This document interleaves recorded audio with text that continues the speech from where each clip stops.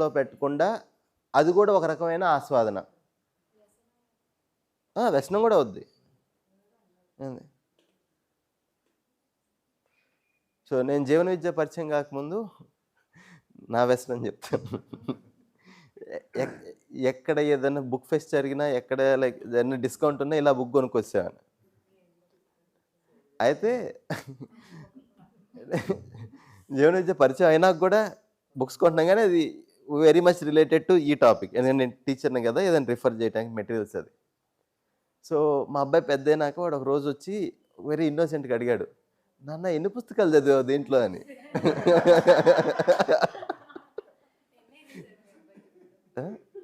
6.5, 7, 6.5. నాకు నిజంగా సిగ్గేసింది అనమాట. అంటే అది కూడా ఒక ఎక్యుములేషన్. అది ఎంత అర్థమైంది చదివా, ఎంత అర్థమైంది అది కూడా లేదు కదా. But it's not wrong, it's very useful. మన ఇప్పుడు సేవాభావంలో ఉన్నప్పుడు, లేదు ఈ నాలెడ్జ్ బిజినెస్లో ఉన్నప్పుడు, యాజ్ ఎ టీచర్స్ కానీ ఎవరైనా మనం ఈ సమాజ సేవ కానీ ఉన్నప్పుడు మన ఏరియాలో మనం నిష్ణాతులు అవటం అనేది వెరీ ఇంపార్టెంట్. బట్ ఆ ప్రయోజనం, ఆ ప్రమాణం ఈ రెండు సెంటర్లో పెట్టకుండా వెన్ యు ఆర్ రిసీవింగ్, అది కూడా ఒక ఆస్వాదన, ఇంటలెక్చువల్ ఎంటర్టైన్మెంట్ అంటారు.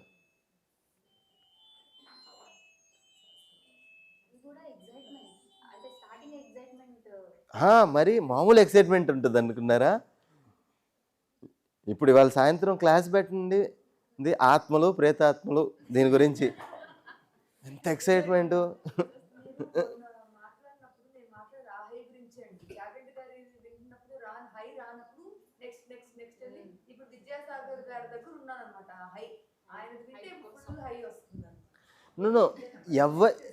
ఎవరు చెప్పినా సరే ప్రమాణం అండి. Come back it. ఇక్కడ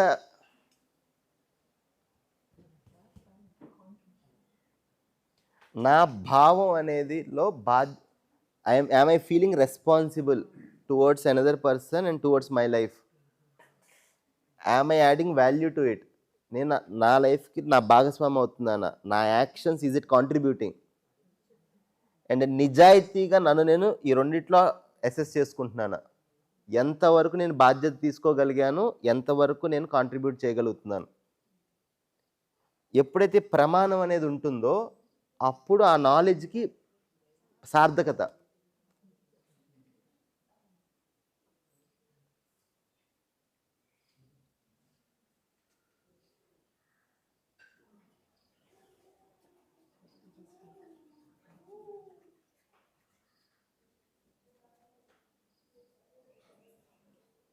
వచ్చింది, గీత మొత్తం వచ్చేసింది కంఠస్థం. ఇంకో 1000 మందికి చెప్పాం. సో ఓకే, 10 మంది సో అండ్ సో మనిషి చాలా గొప్పవాడు, చాలా బాగా చెప్తాడు అనుకున్నారు. సో 100 మంది అని అనుకుంది, 1000 మంది అనుకోవాలి కదా. Then it's a craving. పొగడ్త అనేది సెంట్ లాంటిది, వాసన తాగకూడదు. Now we are in that process. అదే చెప్తానండి, లోపల గనక ఆ హార్మోని అనేది లేకపోతే వి లుక్ ఫర్ దట్. బయట నుంచే అది క్రేవింగ్ కావాలి కదా. అది పేరు నుంచో, లేదు ఇంకొక మనిషి గొప్ప చెప్పుకోవడం దాని గురించో, చూపించుకునే దాని గురించో.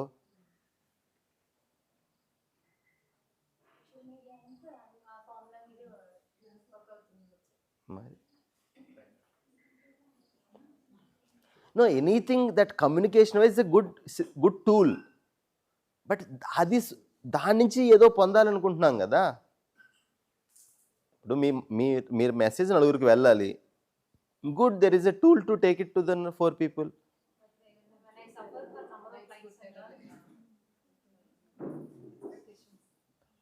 అది బాగుంటే లైక్ ఏంటి అన్నీ వస్తాయి. అదే చెప్తా, శ్రేష్టత, excellence, that is not in the centre కదా.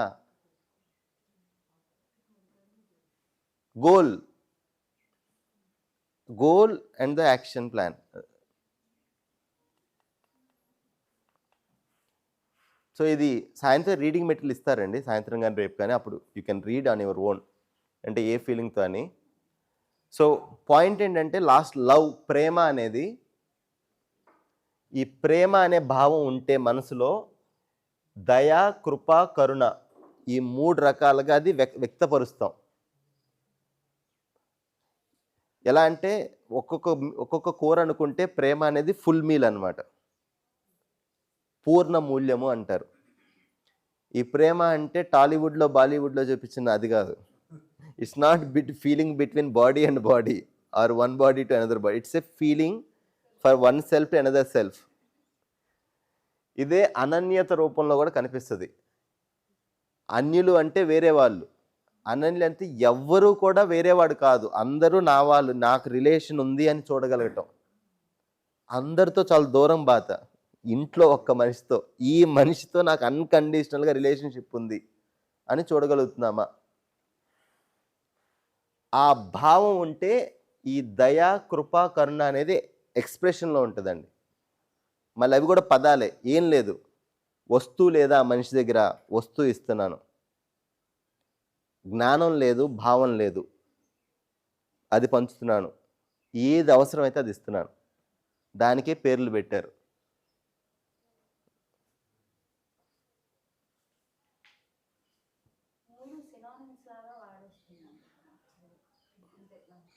పదాలు పక్కన పడేయండి, మీనింగ్ ఇంపార్టెంట్.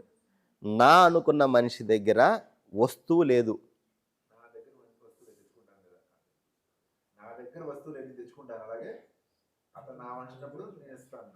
అదే నాకు కూడా వేరే వాళ్ళు ఇచ్చారు.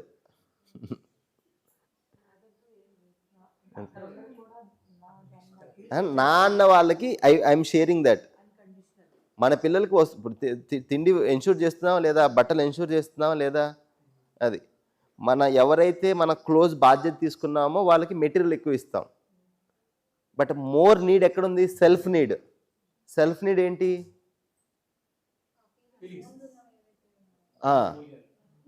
Understanding and feeling. ఆ మనిషిలో అండర్స్టాండింగ్ లేదు, ఇవ్వటం. దాన్నే కృప అన్నారు. క్రిస్టియానిటీలో దీన్ని బాగా ఉపయోగిస్తారు. ఆ మనిషికి నాలెడ్జ్ లేక బాధపడుతున్నాడు, నాలెడ్జ్ లేక పిచ్చి పనులు చేస్తున్నాడు, గివ్ నాలెడ్జ్. కరుణ, ఆ ఫస్ట్ ఆ దుఃఖం, ఆ మనిషి ఆ నాలెడ్జ్ భావం లేక దుఃఖంలో ఉన్నాడు, first you remove the suffering. తర్వాత ప్రేమ అంటే you give the things. Love and compassion, ఈ రెండు రూపాయికి 2 కాణాలు లాంటివి. దుఃఖం నుంచి ముక్తి, సుఖం వైపు ప్రయాణం.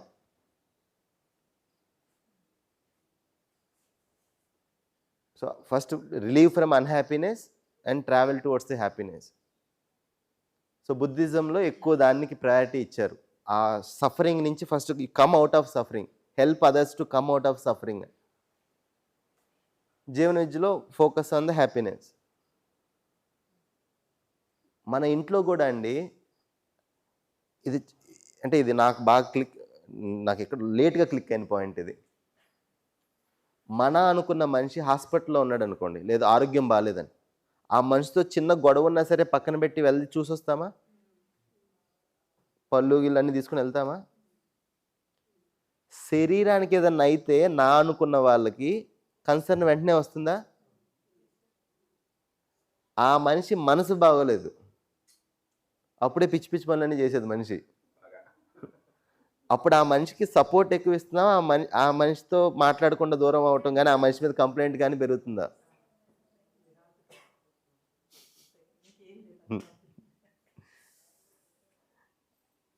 అప్పుడు కనిపించట్లేదు ఇది.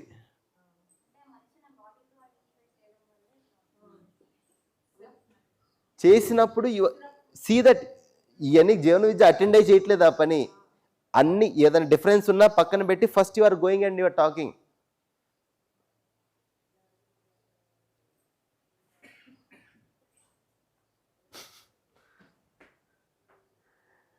So I am able to see one relationship with all and is committed to apply oneself, body and physical facility to fill the relationship.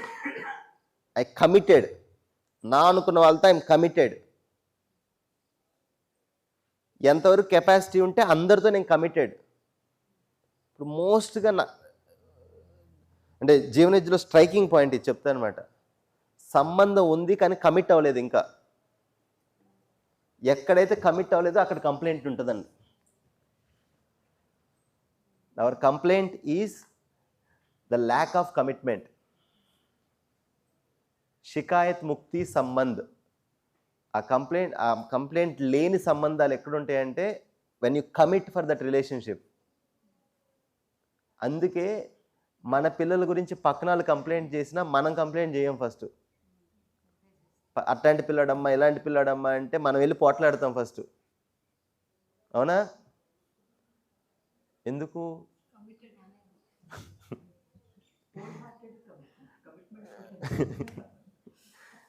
అయితే ఆ లైఫ్ పార్ట్నర్కి, ఆ ఇంట్లో ఉన్న పెద్ద మనిషికి ఆ సంబంధంలో కమిట్మెంట్ కనిపించట్లేదు.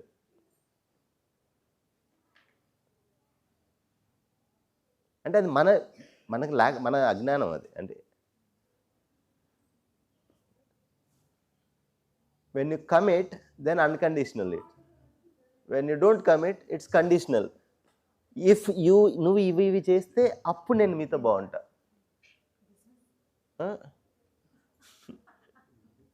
అవతరాలు కూడా అదే చేస్తున్నారు, అప్పుడు అస్సలు నచ్చదు. కానీ మనం చేస్తుంది ఏంటో.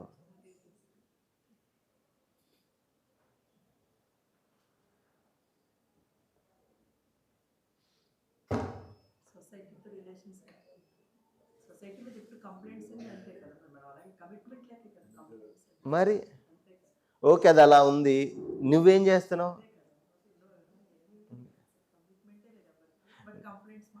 లేదండి, ఏంటంటే మనం ఇవాళ స్థితి చూస్తున్నాం. ఇవాళ ఈ స్థితి ఉందంటే లాస్ట్ 30 సంవత్సరాల్లో ఎవరు ఏం పని చేయాలో ఆ పని చేయలేదు కాబట్టి వాళ్ళ సమాజం ఇక్కడ ఉంది. టీచర్లు వాళ్ళు చేయాల్సిన పని చేయలేదు, పేరెంట్స్ వాళ్ళు చేయాల్సిన పని చేయలేదు, పొలిటీషియన్స్ వాళ్ళు చేయాల్సిన పని సరిగ్గా చేయలేదు. సమాజం ఇలానే ఉంటుంది. మనకి సమాజం నుంచి ప్రాబ్లమ్స్ వస్తూనే ఉంటాయి. కరప్షన్ ఉంది, ప్రకృతి ప్రకోపాలు వస్తున్నాయి. It's not in our hand. But what is in our hand we will do it.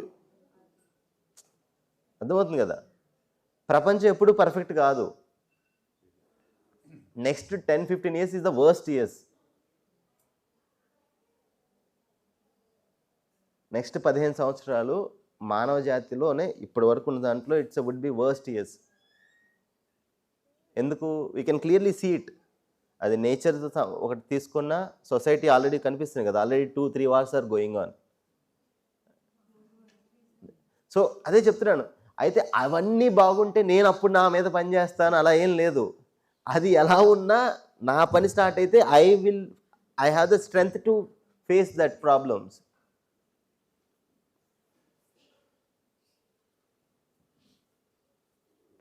So ఒకటి బ్రేక్ తీసుకుందాం, కొంచెం రిఫ్లెక్ట్ అవ్వండి. Next 20 minutes will take 20 minutes break. 5 కలుద్దాము. ఇది 5 minutes ఫాస్ట్ ఉంది. సో దీంట్లో 5 కలుద్దాము. నా రిఫ్లెక్షన్ ఏంటంటే, నా క్వశ్చన్ ఏంటంటే,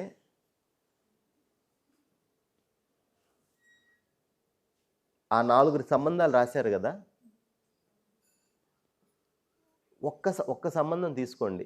ఏ సంబంధంలో అయితే ఒక పెయిన్ వస్తుందో, ఇంకా ఆ మనిషితో ఇంకా ఏదో ఒక సంఘటన జరుగుంటుంది కదా, బాగా బాధ పెట్టిన సంఘటన, బాగా ఎఫెక్ట్ అయింది అది. ఆ ఒక సంఘటన ఏ మనిషితో అయితే ఇంకా మీకు ఆ భావం రావట్లేదు, ఆ మనిషితో ఇంకా సెటిల్ అవ్వలేదు, ఆ ఫ్రిక్షన్ ఉంది, ఆ సంబంధం ఒకటి తీసుకొని ఈ 9 భావాల గురించి ఆలోచించండి. ఓకే, వచ్చినాక will do an activity. Let's take 20 minutes break.